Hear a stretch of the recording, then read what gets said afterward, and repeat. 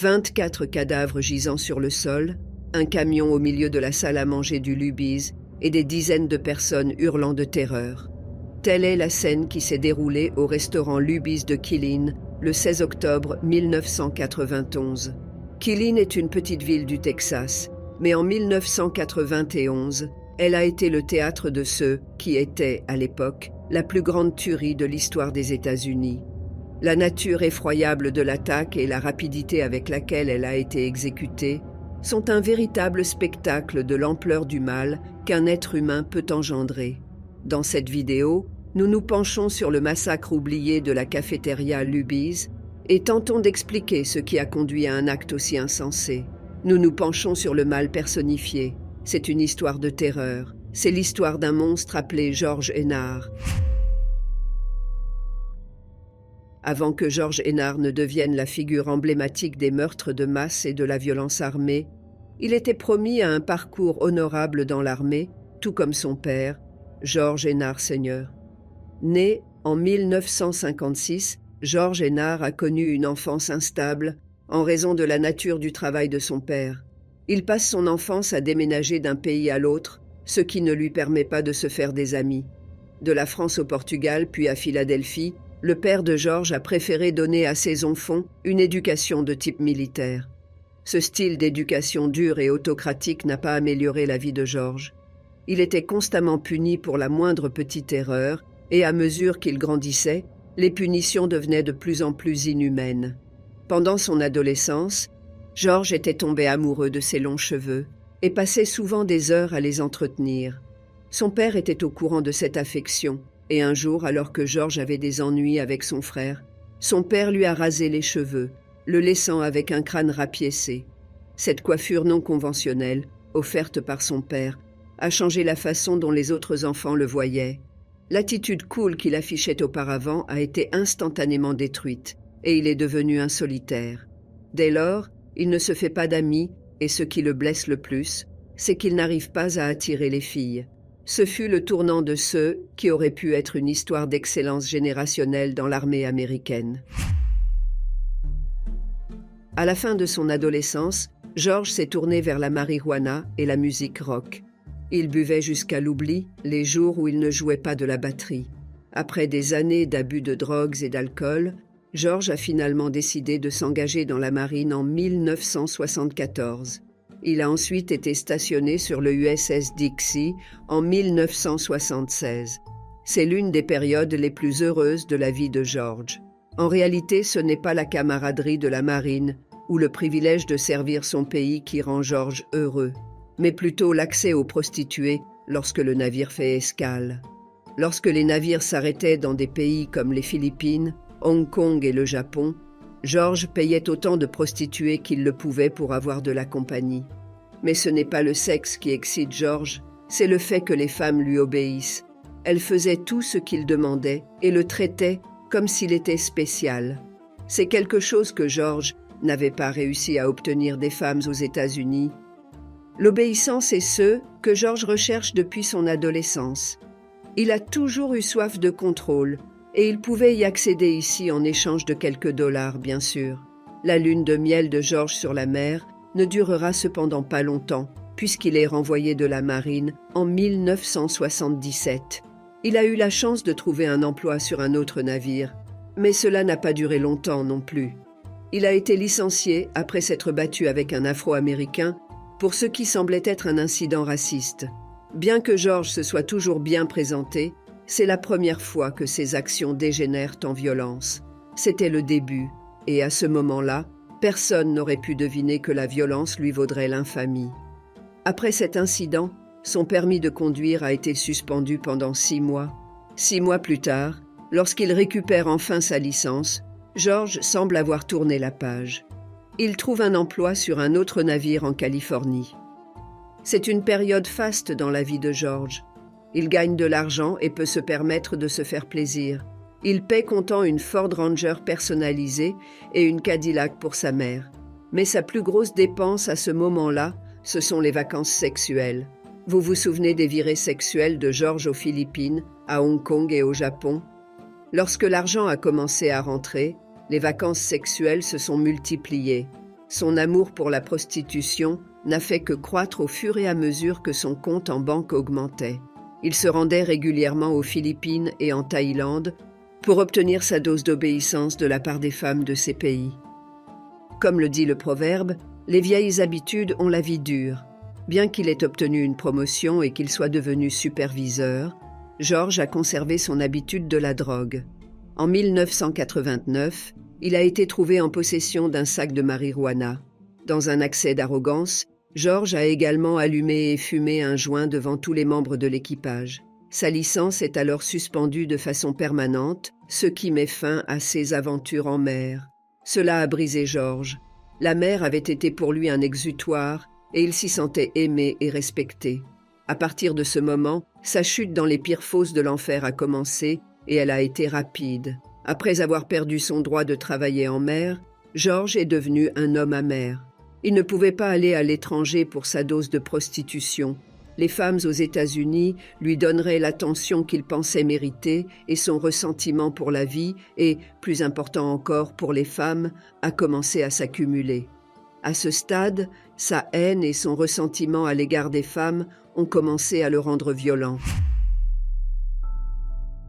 Il se battait constamment avec les gens et, à un moment donné, il en est venu aux mains avec son beau-frère, Jamie, qui l'employait. George finit par être licencié et peine à trouver un autre emploi en raison de son casier judiciaire. Déjà plein de ressentiment, George a une nouvelle raison de haïr le monde et décide de retourner vivre à Belford où il a grandi. Il pensait que ce déménagement l'aiderait, mais ce qu'il ne savait pas, c'est qu'il ne ferait rien d'autre que de faire de lui un monstre. La maison dans laquelle George a emménagé était surnommée le manoir, en raison de sa taille et de sa présence unique dans un quartier composé principalement de maisons plus petites. Voir de sa haute fenêtre des hommes heureux de son âge avec leurs jolies épouses a toujours été une source de douleur pour George. Il se reconnaissait dans ces hommes et finissait par reprocher aux femmes de l'avoir privé d'une chance d'amour. En 1990 et 1991, George passe son temps à fumer de la marijuana et à crier que les femmes blanches veulent sa peau. Dans sa misère, George s'est acheté 2 armes à feu. Bien que le vendeur d'armes ait tiré la sonnette d'alarme après son premier achat, il lui a tout de même vendu une 2e arme. Avec les armes en sa possession, George a développé un penchant pour le tir. C'est devenu un nouvel exutoire pour lui. Il part en voiture dans son camion Ford Ranger avec ses tambours et ses armes. Il se gare au bord de la route et tire sur des canettes de bière pour s'entraîner. Certains jours, il se garait simplement au bord de la route et commençait à jouer de la batterie devant un public imaginaire. Au cours de l'une de ces escapades, George s'est fait prendre et a été accusé de conduite en état d'ébriété. Son interaction avec la police a donné à George une idée. Il pourrait parler aux forces de l'ordre pour l'aider à faire face aux femmes blanches et blondes qui le poursuivaient. Après cet épisode étrange, George a fait une déclaration à la Réserve fédérale le 6 juin 1991. Il a dit à un agent de la Réserve fédérale que les femmes blanches et blondes détruisaient sa vie. Elles conspiraient contre lui et veillaient à ce que personne ne sorte avec lui. Il a également déclaré à l'agent qu'elles nuisaient à ses perspectives d'emploi et qu'elles essayaient de le maintenir au chômage. Lorsqu'on lui a demandé l'identité de ces femmes, George est resté insensible. Il n'avait ni nom ni description, et le policier a fini par ne pas prendre l'affaire au sérieux. George a essayé de trouver du réconfort auprès du FBI, mais celui-ci n'a pas voulu l'aider, et il a décidé de se débrouiller tout seul. En juin 1991, George avait déjà décidé que les autorités ne l'aideraient jamais et qu'il allait se venger lui-même de tous les maux de sa vie. Mais après cela, il a décidé de donner une dernière chance à l'amour. Il a décidé de poursuivre la seule chose qu'il avait toujours désirée. Mais il a décidé qu'une seule femme ne suffirait pas, et il s'est donc tourné vers 2 femmes en même temps. Depuis sa jeunesse, George a vu 2 sœurs, Jill Fritz, 23 ans, et Jana Jernigan, 19 ans, qui vivent en bas de chez lui. Elles étaient beaucoup plus jeunes que lui, mais pour une raison quelconque, George pensait que ces filles étaient follement amoureuses de lui. Pour confirmer ses pensées, George s'est assis et leur a écrit une lettre d'amour. La lettre commença comme une lettre d'amour avec des compliments et un signe d'affection. Puis, au fil des lignes, le ton a changé et la lettre est devenue un manifeste. Il y explique à quel point il déteste les femmes blanches et comment elles ont fait de sa vie un véritable enfer. Il a écrit dans la lettre qu'il s'occuperait de ces femmes blanches, mais qu'il épargnerait ses 2 sœurs. En parfait psychopathe, George termine sa lettre en demandant aux filles de lui envoyer de belles photos dans l'espoir de trouver enfin l'amour. Il a posté la lettre aux sœurs. Lorsque la mère des sœurs a pris connaissance de la lettre, elle n'a pas apprécié. Elle a confronté George et l'a dénoncé à la police. Bien que George n'ait reçu qu'un avertissement pour ses actes, cet événement a marqué son point de rupture. Il veut se venger, il veut faire du mal au monde, mais pire que ce que le monde lui a fait. Pendant des mois, George se renferme sur lui-même et prépare sa vengeance. Lorsque le mois d'octobre arrive, George est prêt à servir au monde un buffet de vengeance, et c'est exactement ce qu'il fait. Au mois d'octobre, George Nard avait fini par accepter qu'il ne trouverait jamais de relation. Tous ses désirs d'amour n'allaient jamais lui apporter la belle femme qu'il avait toujours désirée. Las, dans son esprit, c'était à cause des femmes blanches et blondes. Le 16 octobre 1991, il allait faire une déclaration forte d'ailleurs. Ce jour-là, qui était le lendemain de son 35e anniversaire, il se réveilla plus tôt que d'habitude et enfila sa plus belle tenue depuis des mois. Cela faisait longtemps qu'il n'avait pas fait cela, mais le 16 octobre était un jour spécial pour George, mais pas tellement pour les autres. Il écrit sur son calendrier « La vie est devenue une impasse. Il n'y a tout simplement pas d'espoir et pas une seule prière. » Il charge ses armes et s'adonne à son rituel matinal qui consiste à se rendre à l'épicerie locale pour le petit déjeuner. Chaque fois qu'il s'y rendait, il commandait un sandwich au biscuit et un jus d'orange. Ce jour-là, cependant, il a commandé des bonbons en plus de son petit déjeuner habituel. Le commerçant a déclaré que George était plus souriant et plus bavard que d'habitude ce matin-là. S'il avait su ce que cet homme aux cheveux longs avait en tête, il l'aurait arrêté. George prend son petit déjeuner et décide de se rendre à Killeen pour le déjeuner avec 2 fusils et 100 cartouches. Le 16 octobre était la journée internationale des patrons. Tous ceux qui étaient en ville ce jour-là déjeunaient avec leurs patrons. Les personnes les plus prospères de Killeen déjeunaient juste après midi. Le Luby's était l'endroit idéal pour tous ceux qui se trouvaient à Killeen ce jour-là. La nourriture était excellente et l'ambiance encore meilleure, mais cette paix ne durera pas longtemps. George arrive à Killeen à l'heure du déjeuner. Il se gara devant le Luby's pendant quelques minutes, et lorsqu'il vit des dizaines de femmes blanches apparemment heureuses et s'amusant comme des folles dans le restaurant, il fut furieux. Il décide de faire sa grande entrée. Il accélère sa Ford Ranger. C'était un camion puissant, et lorsque George a mis le pied dessus, il s'est exécuté. Le véhicule fonce à travers les grandes vitres du restaurant de Lu.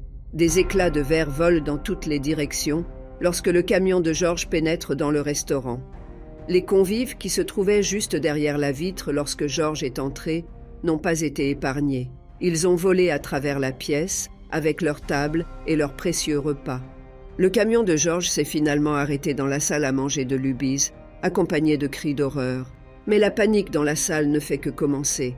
Si elles avaient su le calvaire que George leur réservait, elles auraient crié encore plus fort. Lorsque le camion de George a percuté le restaurant Luby's, faisant voler des vitres et des clients, la plupart des personnes présentes dans le restaurant ont pensé que l'accident était dû à un problème de santé du chauffeur.